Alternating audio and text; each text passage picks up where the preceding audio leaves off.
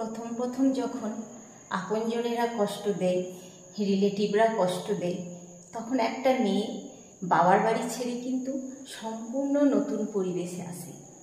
নতুন সংসার, নতুন মানুষ, তাদেরকে মানিয়ে গুছিয়ে নিতে একটা মেয়ের অনেক সময় লেগে যায়। সেই মেয়েটাকে সেই মুহূর্তে বুঝার মতো কেউ থাকে না।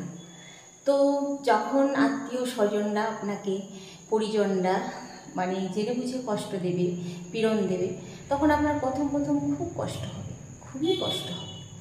তাদের কাছে ছুটে যেতে ইচ্ছে করবে, কথা বলতে ইচ্ছে করবে, গায়ে গা লাগিয়ে বসতে ইচ্ছে করবে, যা বা ননদ যেই থাকুক বাড়িতে, তো আপনার কষ্ট হবে সেগুলো যখন আপনি পাবেন না। তারপর আপনি আস্তে আস্তে, আপনি বলুন তো, আজ যদি আপনার বাবা মা মারা যায়, তো আজ যে পরিমাণে কাঁদবেন, আপনি বলুন তো 1 বছর পর যখন বছর শ্রাদ্ধ হয়, তখন কি আপনি আর সে পরিমাণ কাঁদতে পারেন? ক্ষীণ হয়ে যায়।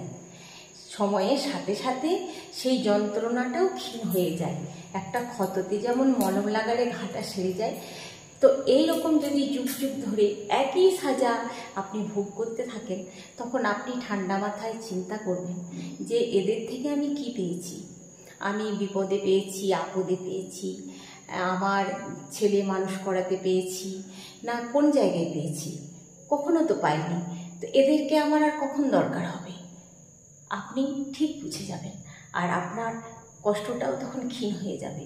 তখন আপনি যাদেরকে বিশেষ দরজা দিয়ে রেখেছিলেন, যারা কোনোদিনই আপনাকে বিশেষ জায়গায় বসায়নি, সাধারণের থেকেও অতি নগণ্য মনে করেছে, আর তখনই আপনিও তাদেরকে কিন্তু একদম সাধারণের থেকেও সাধারণ পর্যায়ে নামিয়ে ফেলবেন।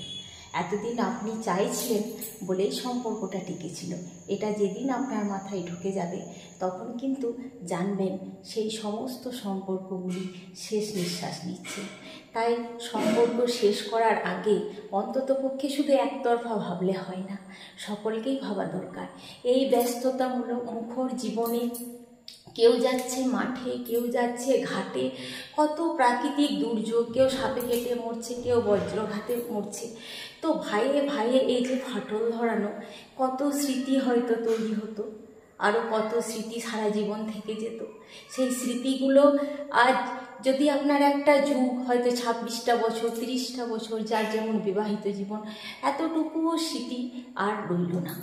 তো কি পেল তারা সেই ফাটল ধরিয়ে? যখন আপনিও সেটা বুঝে যাবেন যে তারা যখন বেপরোয়া, তখন আমার আর পরোয়া করে কোনো হয়তো লাভ নেই। তখন কিন্তু আপনি নিজেই সেই সম্পর্কটা থেকে সরে যাবেন, যে না, আর কাজ নেই, আমি ভালো নই, সেই ভালো, তারা ভালো হয়ে থাক, আমি দূর থেকেই থাকি, এতেই আমার আনন্দ। তো সকলে ভালো থাকবেন, সুস্থ থাকবেন, টাটা।